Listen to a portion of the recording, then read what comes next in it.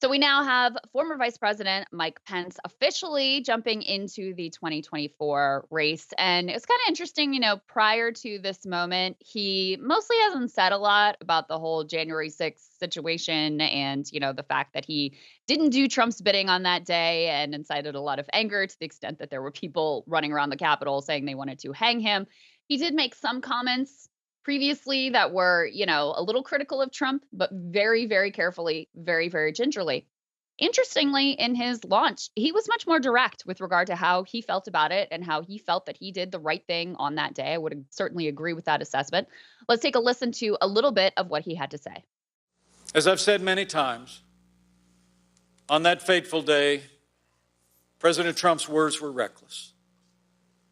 They endangered my family and everyone at the Capitol. But the American people deserve to know that on that day, President Trump also demanded that I choose between him and the Constitution.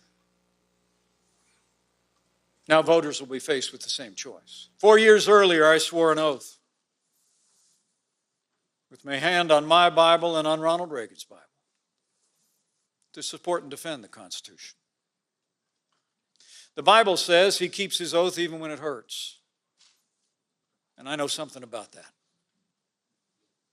My son, the Marine, once reminded me, "You took the same oath I took, Dad." So I did. What do you think of that, Saagar?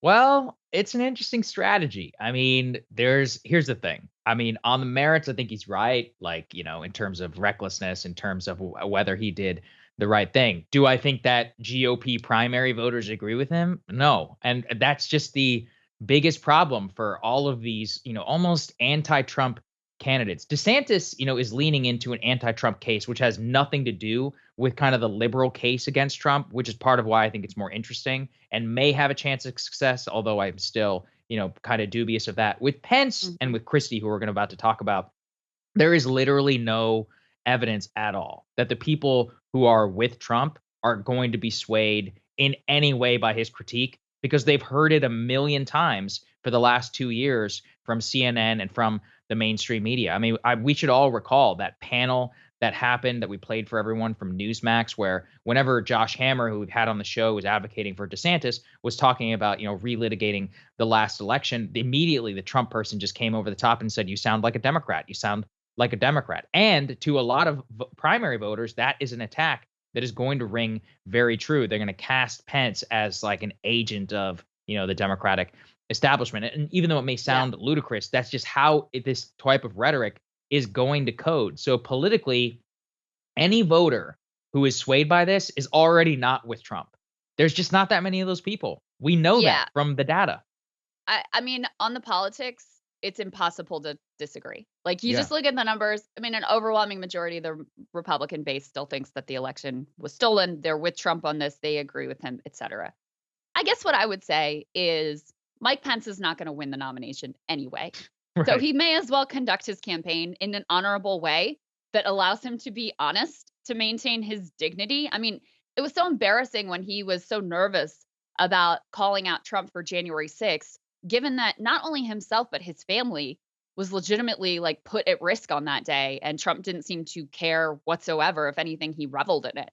So if you are most likely going to lose anyway, you might as well go out with your dignity intact. So that was sort of how I felt about it and I do think, these things are complex. Does the GOP base agree with Mike Pence on this? No. But is it also sort of emasculating and embarrassing for him, given the events of that day, to be unable to condemn Trump for his actions? Yeah, that is the case too. So, I do think it's definitely not helpful to him politically, but he was also not really in a position to win anyway. On his message, he's obviously very much a throwback. He talked about Ronald Reagan's Bible. He's really trying to reclaim that sort of Reaganite conservative brand, both in his affect and also in his specific policy positions. Like Ron DeSantis, in terms of policy, he is to the right of Trump on issues like cutting Social Security and Medicare, certainly on the issue of abortion. I suspect that those are things that he will talk about a lot. And we should also say, to play devil's advocate here and make the best case for Mike Pence that we can, Iowa Republicans have a history of looking very favorably on candidates that are from the religious right.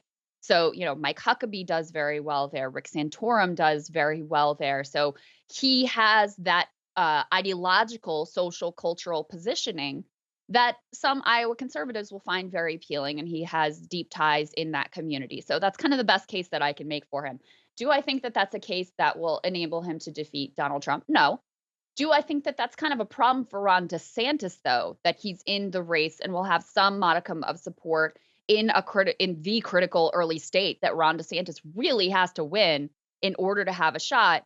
Yeah, I do actually think that that is an issue for DeSantis. No question. Pence, Christie, anybody who is having a critique of Trump directly is stealing from DeSantis's lane. And this also really hit home to me with Chris Christie and the way that he's been going after, because he's also going after Trump. He's not going after him on January 6th, although he did also as well. He's going after his personal conduct, which, one of the ways that DeSantis has been trying to sell himself is, I'm a serious person. I'm actually focused on policy. Me and my family are not trying to enrich ourselves. This isn't just about me. This is about you. Christie really hit with that against Jared and Ivanka, calling them grifters on the campaign trail. Here's what he had to say. So let me tell you something, everybody. The grift from this family is breathtaking. It's breathtaking. Jared Kushner and Ivanka Kushner walk out of the White House and months later get $2 billion from the Saudis. $2 billion from the Saudis. You think it's because he's some kind of investing genius? Or do you think it's because he was sitting next to the President of the United States for 4 years doing favors for the Saudis? That's your money. That's your money he stole and gave it to his family. You know what that makes us? A banana republic. That's what it makes us. So he may get 30% again. I'm not sure. Maybe he'll get more. Maybe he'll get less. But let me tell you what he'll know in 2024 that he had no idea of in 2016. He's in for a fight to get it. Woo! I mean, look, you can never deny the Christie magic, I guess. He's undeniably, I think he's always been a talented politician. He's just played many cards completely the wrong way. Again, I just got to come back to, and look, I think he's 100% correct. We've done multiple segments here about Jared and Saudi Arabia. I think it's outrageous. We'll talk to it a little bit about in PGA. Yeah, it is gross. It is banana republic-esque. Do people care? Not a lot of evidence, unfortunately. Again, it's like many Republican primary voters, they've heard it all before, and they just decided, I don't care. They'll just say, but what about Hunter Biden? And I would say, well, two wrongs don't make a right. I agree. We cover Hunter Biden a lot here. There's a whole whistleblower thing going on right now. We'll cover it soon. The important thing always to understand is you need to read these not in the way that they resonate with you, but in the way that it's going to resonate with all of the primary base who gets to decide who the actual nominee is. I also, it's always so complicated and difficult to cover these things, Krystal, because, Pence and Christie will make two good points. But then also in the very same night, he goes and he says that Putin is just as bad as Hitler and basically advocates for like unhinged U.S. support to Ukraine. And so it's one of those where it's like on some policy, or Mike Pence like pushing a national abortion ban, you're like you're just as out of your mind on different things. But then on these critiques of Trump, then okay, that's the one where you sound reasonable. So it's almost like it's a total no-win scenario in so many of these, especially also on areas where the base and where primary voters are too. They arguably are going to be way more with Trump on some of those issues than they are with Mike Pence and with Chris Christie, was probably why he's going to win. Yeah, I mean, on policy, I personally think, and the Republican base also like Trump is better on policy. He is more moderate on Social Security and Medicare, and very consistent, saying he doesn't want to cut either one of them. Has been very clear in Ukraine, although his foreign policy when he was in office was very different from what he said it was going to be, and the way that his defenders try to portray it after the fact as well. So you never know what you're going to get with this guy in office. But in terms of how he's positioning himself, He's also always instantly understood what a problem abortion was for the Republican Party and has tried to be, as moderate as he possibly can be on that issue, given the fact that he put in place the Supreme Court justices that overturned Roe versus Wade. So he has this advantage of, because he does have so much grassroots support, he can afford to be at odds with the Republican donor base. And that's a real advantage, because that just gives you freedom to move around the ideological field to the position that you think is actually ideal. And I really thought it was telling. We mentioned this. There was a poll that came out that, asked voters where they consider themselves to be on an ideological spectrum. And the Ron DeSantis team is trying to make the case that, like, oh, well, voters see Ron DeSantis as being more conservative than Trump. And so that's a real advantage for him. And that's why he's going to run to Trump's right in terms of the issues, in terms of ideology. And that was true. But the problem for him was that even voters who said, I'm very conservative, they still were majority going for Trump. So even voters that may disagree with him on some of the issues, he's just one of these politicians who can kind of get away with it. Now, let me, just as I play devil's advocate for Mike Pence and his, best case in this race and how he could be impactful in this race, let me make the best case I can also for Chris Christie, which is that he is a talented person. And again, do I think that he has what it takes to win a Republican nomination? No, but he's pretty explicitly gotten in this race as an attack dog to try to ding up Trump. And, if anyone, given that he has very little credibility with the Republican base, if anyone, given that they have that hand to start with, could ding up Trump and create problems for him and, kind of muddy the waters in a way that Trump famously is able to do, I do think that Christie is the type of political talent who has a shot to be able to do that. And then maybe that bolsters Ron DeSantis's case that, this guy, you may like him, but it's just chaos. It's just a mess. It's just exhausting to have to deal with him in the news cycle every single day. And so maybe that does play, in a sense, into Ron DeSantis's hands and the implicit case that he is attempting to make against Donald Trump. It's possible. That's my only, Yeah. I personally don't see it. Like I said, I'm trying to make the best case I can here. It's just tough. I mean, it's at a certain point, with these guys, they're so delusional. It's like, guys, we ran this whole experiment. Chris Christie, you literally ran in 2016. You got 5th in New Hampshire. You imploded. Your whole shtick, it didn't work. And that's when people were uncertain about Trump. People are even more enthused about Trump today. You got a same divided field. Like, what are we doing? Do you think Christie actually thinks he could win? Or you think he's just in there like, I'm going to mess up Trump? I don't think you can ever underestimate the egos on every single one of these people. They are they all think they're God's gift to the world. They really do. Titanic egos.